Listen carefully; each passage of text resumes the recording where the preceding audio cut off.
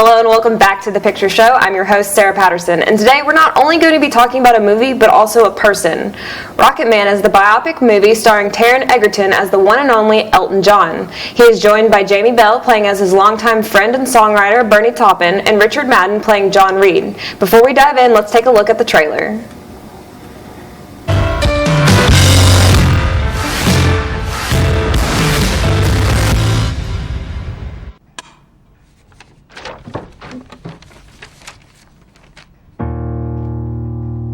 Feeling empty. I could hear the whole tune in my head. It was all there, I could see all the notes, and I just had to get it out. It's a little bit funny, this feeling inside. What did you say your name was again? My name is... Reggie! Reginald Dwight. Reginald? That's my granddad's name. So how does a fat boy from nowhere get to be a soul man? You gotta kill the person you were born to be in order to become the person you wanna be. I'm thinking of changing my name to Elton. But that's my name.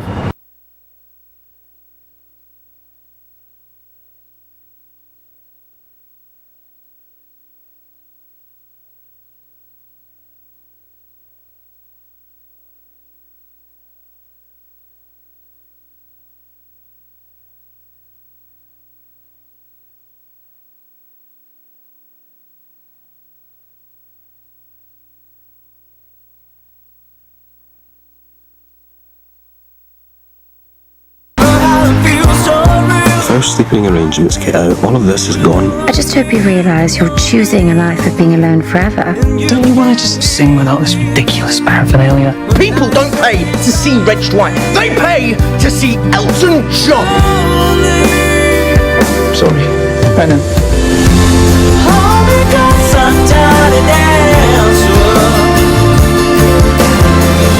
Do you even care how much pressure I am under? Not really. I'll still be collecting my 20% long after you've killed yourself. Maybe I should have tried to be more ordinary. You were never ordinary.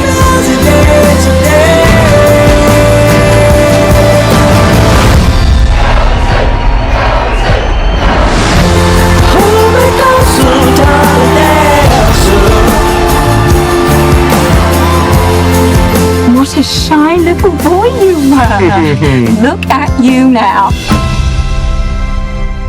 Elton Hercules John is one of the most highly acclaimed and successful solo artists of all time. Elton has achieved 26 gold, 38 platinum, and 1 diamond album. He has sold more than 300 million records worldwide and holds the record for the biggest selling single of all time, Candle in the Wind, that was released in 1997. Since launching his first tour in 1970, Elton has had over 4,000 performances in more than 80 countries to his credit.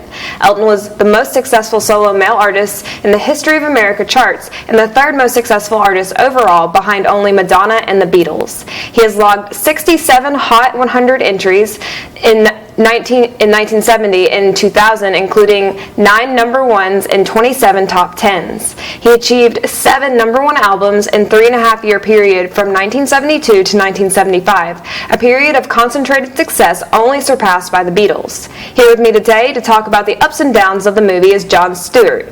John, tell me what your first impression was after this movie opened and you got to see the opening scene and just the way it was laid out. Well, my first impression, I'm like, it's a musical. So I'm like get really into it and all that stuff there. So I really didn't understand Elton John, cause I seen him in Kingsman. Yeah, in Kingsman. And when I finally seen the movie, I was like, wow! I didn't know he did a whole bunch of music stuff like that, the Circle of Life for Lion King. I didn't know that. I didn't know that actually until earlier while I was reading that he was a part of a couple Disney movies, the most popular being The Lion King. So I was just shocked, and then all his different outfits and stuff like that. Wow! He's flamboyant. I appreciate that. I just feel so inspired by that. So as someone who has seen Bohemian Rhapsody and now seen Rocket Man, they were directed partially by the same director. Dexter Fletcher was the person who did 4 years of pre-production for Bohemian Rhapsody, and then they had some differences on set, and he ended up leaving, and then it was followed by Bryan Singer. Bryan Singer actually got fired from the set, and they brought back Dexter Fletcher to finish the movie. And that was Bohemian Rhapsody, and Dexter Fletcher also does Rocket Man. Do you think that, like, you could definitely tell that these movies might have been directed by the same person, like has that same kind of feel, or do you think they're completely different? It probably, to me, I feel like they probably had like the same feel. Yeah. Yeah. So, with that being said, so the movie starts off and Elton John you see him as the older Elton John, you see him going to rehab, and then he starts reenacting his past in a way, and then it kind of breaks out into this beautiful like song and dance. And for this movie being made about someone who hasn't died yet, in comparison to like Bohemian Rhapsody being made to be about Freddie Mercury, they had to take certain liberties on making it different. Like, what do you like better? What did you enjoy more, Bohemian Rhapsody or Rocket Man? And like, just give me your opinions on all of it. What were some of your favorite parts? Now, for Rocket Man, I liked how they had like the little rehab scene, and like they broke it down like from his childhood all the way to like what he is right now. And then like at the end of that, like he just bust down to the song talking about I'm still standing, cause like, you know, he's still standing, you know, so he's still here today. So I liked it. I saw that little train of thought going on. Then for Bohemian Rhapsody, that right there, I mean, I liked it, but like I felt like Rocket Man was like way better than Really? I felt like it was. What made it better? Cause like I can really just connect to him way more than I can really connect to like Freddie Mercury. Yeah. Cause like it was more about like a group, but like with Rocket Man it's just like one person. Like you can really just see his backstory, and you can see how he became who he is today. So I was like, oh. Watching his backstory, so I am an Elton John fan, but at the same time I was not introduced into him until later in life, obviously when my music taste started branching out. I did not realize he went through all of the stuff that he went through, and the fact that he still prevailed, and like some of the parts of the movies, like it was a really beautiful mix of the way they did it. There was so much sadness and there was so much realness, and then it was also happy and there was jokes, and like it like made you laugh here and there. One of my favorite quotes from the whole movie is in the beginning. Elton John, he gets in this group with the soul people, and he wants to know how he can be a soul man. And the guy tells him, and I quote, that you need to kill the person you were born to be in order to be the person that you want to be. I remember that quote. How did that make you feel? I feel like that was the first time, other than like his childhood, the movie just hit you with like a real bomb of like, I don't know, that was deep to me. Man, it was deep, because I feel like, you know what I'm saying, since like the way he said that, I felt like we're so used to being in our comfort zone, we need to come out of our comfort zone to see like how we can like really be. So like, just like me with acting, because like I was like real shy until like I really just put myself out there. So like, look at me, so I'm here now, so I'm doing performing arts for Bipsy and all that stuff, that SLT, so. What was your defining moment? Like, what made you be like, I need to get on stage and be a theater kid? Take it back to my third grade year. We had a third grade celebration, and like dancing. I'm like, oh, okay, I can dance. Like, ooh, like Chris Brown, like Michael Jackson. And all that. I said, oh, so I need to get into that. So I started like performing on stage and all that. And then when I really got to like middle school, my 6th grade year, we had drama club. Oh, cool. So I was like, I got really into that. I'm like, wow, like I could really be an actor. Like this is like this might be for me, because like I couldn't play sports. Like I tried, but like it wasn't for me. I agree. I'm not a sports fan. That's why I review movies. So. We're going to take a quick break. Before we come back, we're going to check out our streaming and DVD picks of the week, and we'll be right back to talk more about Rocket Man. Oh, yeah. If any of the children you know are among the estimated 15 million who take care of themselves between the time they get home from school and the time their parents get home from work, a look at after-school programs might be of interest. According to Colorado State University, more than 4 out of 10 children in kindergarten through 8th grade participate in such activities at least once a week. These programs can keep children safe, help them develop social skills, and improve their academic performance. High school students in after-school programs tend to be optimistic about the future and have more interest in school than their peers. They're also more likely to attend college, vote, and volunteer as adults, reports the Journal of Adolescent Research. After-school programs help with career exploration, skill development, service learning, and internships. It's estimated every dollar spent on after-school programs saves taxpayers $3 because of reductions in youth crime, teen parenthood, and school dropout rates. That may be why so many parents, teachers, and others are urging their communities to support after-school programs. You can help your child beat bullying. First, you and your child should know he or she is not alone. The U.S. Centers for Disease Control and Prevention says 1 in 5 kids is bullied at school and 16% are bullied electronically. Next, consider these ideas for dealing with the problem. For one thing, try to get your child to develop his talents and positive attributes, music, athletics, art, so he can be more confident. Next, teach your child safety strategies, such as to seek help from an adult when feeling threatened by a bully. Talk about whom she should go to for help and role-play what she should say. Assure your child that reporting bullying is not the same as being a snitch. Help your child meet new friends in and outside of school. A new environment may provide a fresh start. Finally, make sure your child has a safe and loving home environment where he can take shelter, physically and emotionally, and always maintain open lines of communication with your child. More helpful advice can be found online at cdc.gov.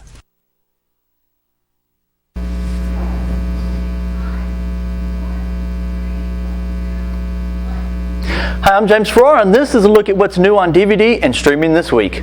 First up on DVD, we have Men in Black International, starring Chris Hemsworth, Tessa Thompson, and Liam Neeson.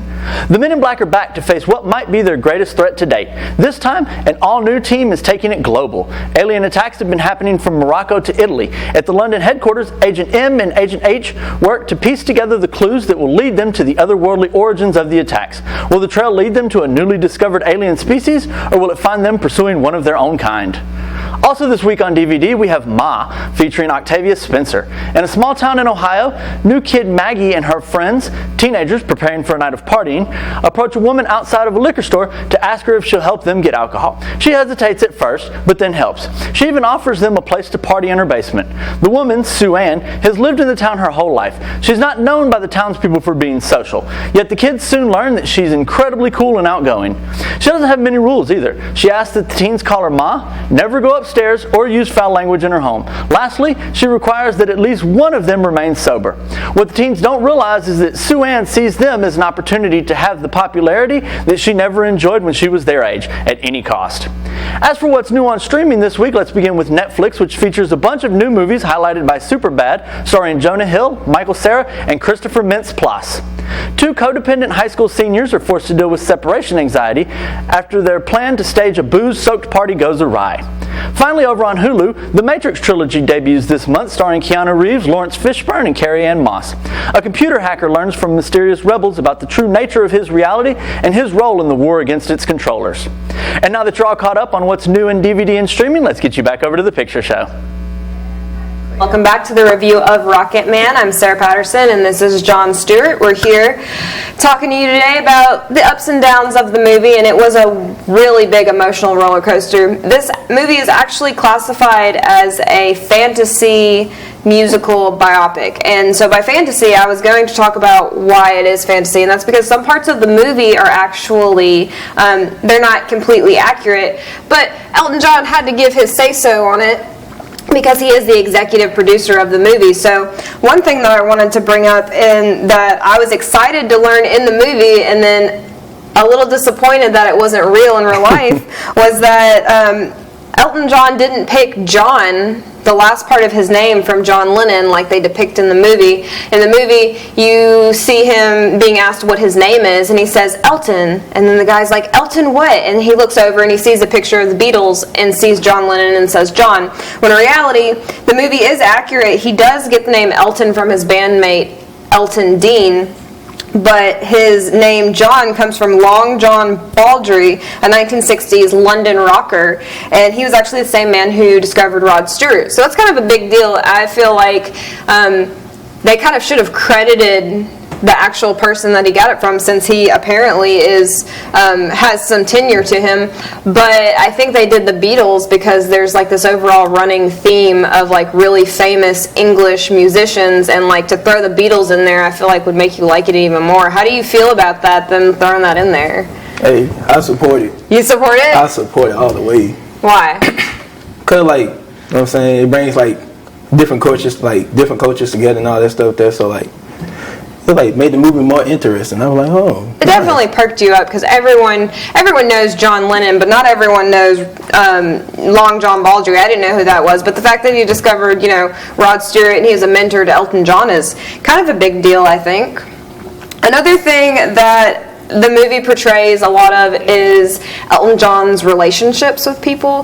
One of those people being John Reed, who is played by Richard Madden, who is a huge Game of Thrones star. And he did a really good job in the movie, but as I was telling you earlier between break, I think my least favorite part of the whole movie was Richard Madden's hair. It just was like the only thing that looked out of place in the whole movie. I mean, you have Elton John or Taron Egerton playing Elton John in these extravagant costumes, and he looks like he belongs in them, and then you see Richard Madden's hair, and you're like, is that a toupee?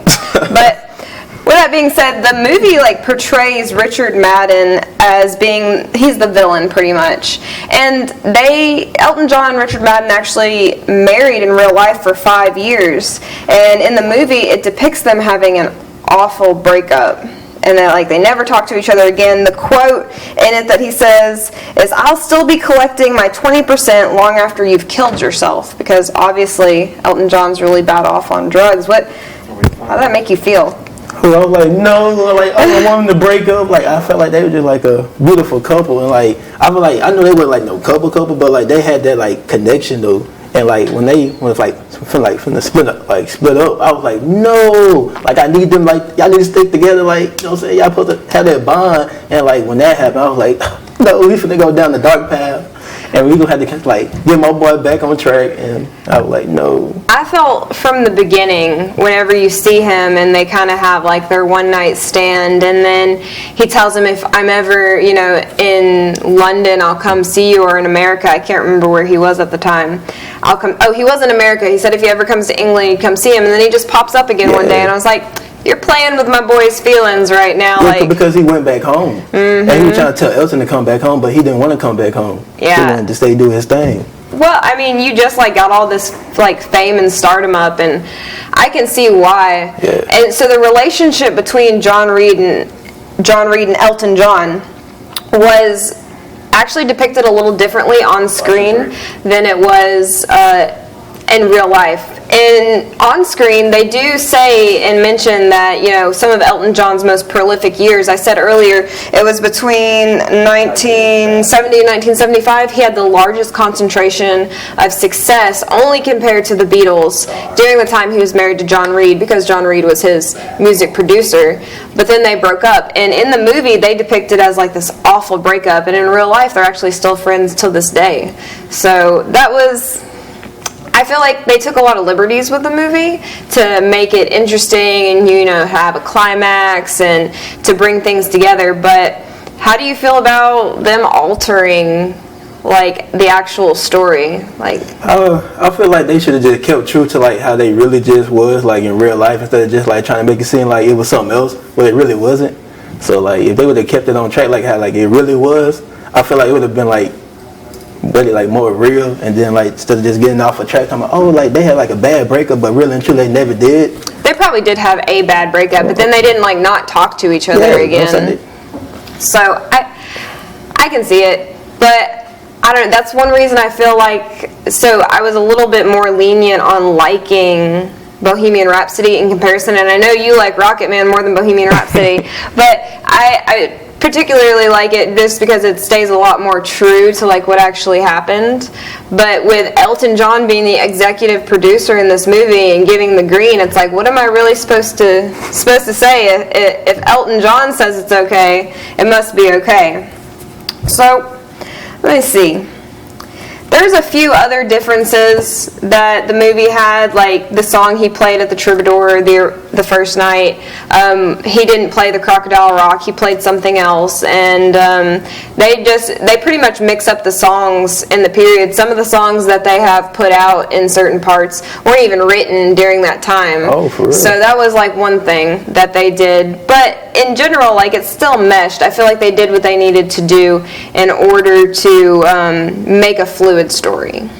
But When we come back, you guys, we are going to wrap up talking about Rocket Man and the things that we liked the most and the things that we didn't like so much, maybe. Coming up next, we have the Friday Flick Pick. Stay tuned.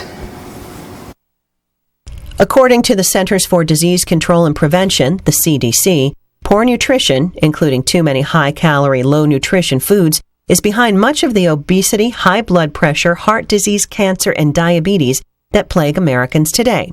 Fortunately, you can protect yourself and your family. It can help to make sure your children eat enough fruits and vegetables. CDC research suggests 90% of kids do not. There are a number of ways to encourage proper nutrition, including eating fruit and vegetables with your children to show them you enjoy it. When serving frozen or canned vegetables or fruit, choose those with low or no sodium and no added sugar. Provide fruit and vegetables for snacks instead of less healthy options. Include your kids when shopping for, growing, and preparing produce. Be aware of what counts as a serving of fruit or vegetables. For example, 1 small apple, 8 large strawberries, 12 baby carrots, or 1 large ear of corn. Families can find more facts and helpful advice online at cdc.gov. I'm Kayla Kennedy with this week's Friday Flick Pick. It Chapter 2, starring Jessica Chastain, James McAvoy, Bill Hader, and Bill Skarsgård returning as Pennywise, hits theaters this week. 27 years after their first encounter with the terrifying Pennywise, the Losers Club have grown up and moved away, until a devastating phone call brings them back. Now let's take a look at the trailer for It Chapter 2. Something happens to you when you leave this town. The farther away, the hazier it all gets. But me, I never left. I remember all of it.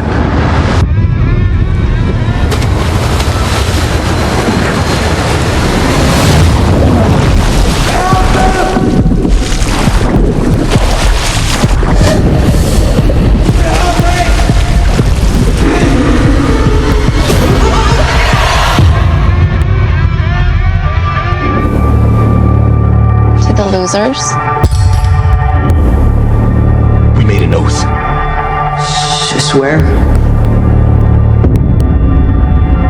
If it isn't dead, if it ever comes back, we'll come back to it. We didn't stop it. Pennywise. The clown. We can't let it happen again. Hello?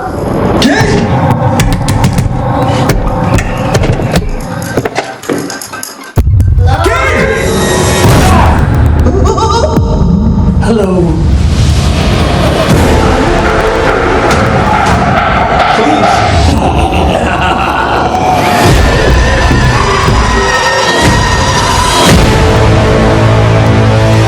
For 27 years,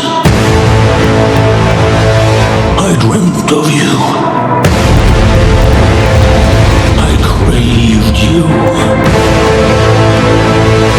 I missed you. We need to finish it. For good. I've seen all of us die. It consumes us from the inside until we don't have a choice anymore.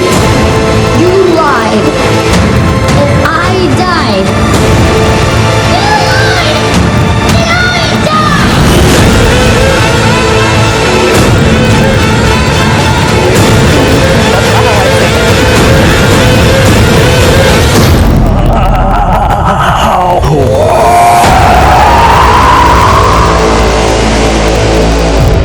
Well, that's it for this week's Friday Flick Pick. I'm Kayla Kennedy. Let's get you back to the picture show. Welcome back to The Picture Show. I'm Sarah Patterson here with John Stewart. We're finishing up talking about Rocket Man. And when I say we're finishing up talking about Rocket Man, let's talk a little bit about musicals in general. So, every generation has its kind of own wave of movies, as now Disney is remaking live action of all their old movies for the newer generations. And so that's kind of what's happening with the musical movies. First there was Bohemian Rhapsody and then Elton John, and they're kind of covering, like, a lot of musicals I feel are not based around rock and roll music, kind of like these are. But there's one movie in particular that I do not approve of, but I know there's a lot of hype around it, is the movie Yesterday. And it is about the Beatles, but instead of being a biopic or an homage to a singer, it is a movie about this Indian guy who lives in this alternate universe where the Beatles have actually never been invented or haven't existed, and he has access to all the Beatles songs. What do you think about that? Like, I don't even want to see the movie. The first movie, Bohemian Rhapsody, I feel like is going to do the best. And then if Rocket Man does really good, it's because strictly Elton John. But you come in on the end with a Beatles movie after there's been already so many great Beatles movies. Like, what you think that movie's gonna crash and burn? I'm a team no go on that. No go. Like I was like, when I seen the trailer, I was like, I'm not too interested in this. Like, There's been so many great movies already with the Beatles actually in it, and then a great Beatles movie for anyone who wants to see something better than yesterday is Across the Universe. And so that movie, along with these two movies, and then even like Moulin Rouge, it kind of has that modern feel to it compared to some of the other musicals you would go see. And I'm just curious, out of like all the musicals you've ever seen, what's your favorite? I had to say like any musical, like any musical. I have to say Oklahoma. Oklahoma? I've never even heard of that. What is that? You never heard of Oklahoma? I have not. It's like a Western type movie, like musical, and like it's beautiful. I seen the one with Hugh Jackman in it. Oh, okay. So I'll definitely watch it since it has Hugh Jackman. Yes. But you're gonna have to tell me about that after this is done. Final thoughts on Rocket Man. Go. The shoes. Let's talk about the shoes. I'm a like huge shoes fanatic, and like when he came out with them rocket boot type of shoes with the wings on, I was like, oh my gosh, I need those with the little platform. I like, wow, like bro. You were the shoes person. I was all about the sunglasses. I love whenever he was sitting there with the suitcase full of sunglasses. That was prime right there. I just love his shoes. Like all his shoes were just amazing.